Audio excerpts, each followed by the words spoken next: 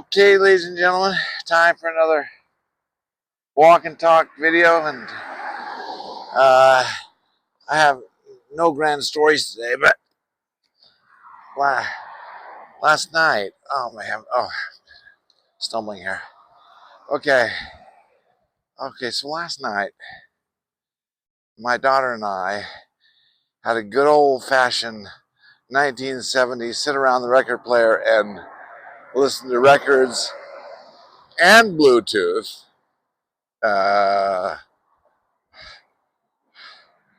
What's the program? Anyways, can't remember.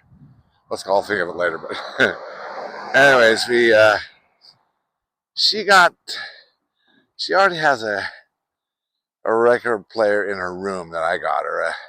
I think I found it very cheap at Deseret Industries, a thrift shop here in Utah, and it has a nice amp. But apparently, it wasn't quite the look she wanted. That's all important for millennials. It's more important to look good than to feel good. So, sound quality wasn't great, but she got this record player. I won't say the brand, but it's discontinued, let's just say. She got it on eBay or something, fairly cheap, but it came and it was damaged, so it was ruining her look vibe. So her main objective was in the trash. So anyways, so she sent a picture off, and they said, okay, we'll refund your money, but don't bother sending it back because that's more hassle than it was worth. So, and then she proceeded to tell me, Papa, we need to take this record player to a electronic shop and get it repaired. I said, honey, in parts and labor, you're going to pay more than twice of what you originally paid. So since you already got your money back, let me take a crack at it. So I took a crack at it, opened it up, and I was able to break off this annoying plastic piece that covered the radio dial. It was cracked, and she didn't like the crack. Oh boy, you can't have a crack.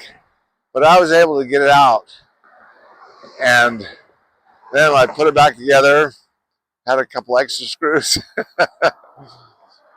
but I put it back together, and then I set up her new record player, and it wasn't great sound, but yeah, millennials don't care that much about sound quality. As long as she can hear her record. We sat there for a couple hours, I would say. And then she found out this device has Bluetooth. She was able to, from her phone, I can't remember, what's the one you listen to music on? I can't remember the name of it. I guess you need a subscription, and anyways. We listen to all kinds of music from the 70s, and she knows the 70s more than I do, almost. Because she's way into the 70s. Oh, boy. And every band that I could think of and reminisce over, she would find it and we'd listen to it. I mean, Starcastle. Have you ever heard of Starcastle? It was a kind of a Styx sound-alike band in the 70s. And I remember having one album of them, and it just brought back memories. And then well, I was just throwing out all kinds of names: Emerson, Lake and Palmer, Pink Floyd. We just went through the whole list, and then I thought of a name that I hadn't thought about for a long time. I seem to remember a guy named Sebastian. I think he sang Welcome Back, Kotter, or maybe I'm remembering this wrong, but that was one we didn't have time to look into, but oh my heavens. And so we had a good old-fashioned, and it brought back memories of when I was a kid. Oh my heavens. We'd have these, sit around the living room floor as a group of friends and listen to records all night. One night, I think I was being watched by my older brother, which was hardly being watched. My parents were traveling in Europe or something, and I had a couple friends come over. We sat around, brought all the records, listening, and we pulled an all-nighter listening to records in my living room floor. And then about 5 in the morning, or I'll just get so drowsy, but about 5 in the morning, one of us had the bright idea to place a prank phone call to the parents of one of our other friends who lived very close by, who was not there. I can't remember what we said, something innocuous like, is your refrigerator running or something like that. But I was talking about the memories, the 70s. Oh my heavens. The music was so good in the 70s. And there was so much of it. And from the singer-songwriters to the one-hit wonders to the British invasions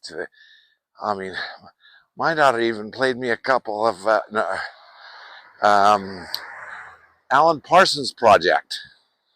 We listened to some Pink Floyd and Emerson, Lake and Palmer, and we talked about Yes and the records that have a double album that had 4 songs on them. Each album side was a full-length song. That old progressive rock of the 70s of the British invasion. Oh man, that was time to be alive.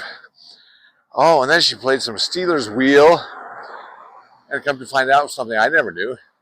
Jerry Rafferty was credited for writing part of that song, or helping on writing that song, and found out the Steelers Wheel was a British band. But that when I was listening to that,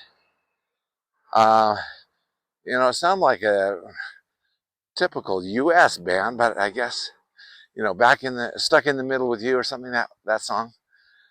And oh my heavens. And I think,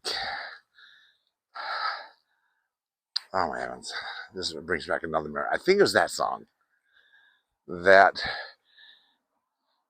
we were up at the Grand Central shopping center, which is it was next to Warsaw's, which is grocery, and then Grand Central was right, which is kind of like a modern day Meijer, the non-food section of the Meijer. And we were in the stereo section. And I was testing out some headphones they had on display, and was listening to this on the radio, and I was singing along. I think that was a song, and my friend said, "Oh, you're singing way too loud, and you're causing a disturbance." I said, oh my heavens, good memories. Oh, do you remember the hot nuts? And I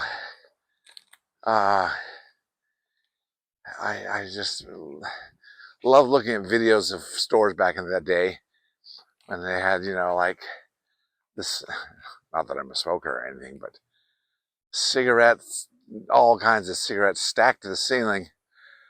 The cigarette section. There was the candy section. It took a whole wall. And then to the left of that, we had an Atari race car driving machine for $0.25 that you could play race these this digital white blob, race it around in circles, or the Pong machine, or whatever. Oh my heavens. So, this brings back memories.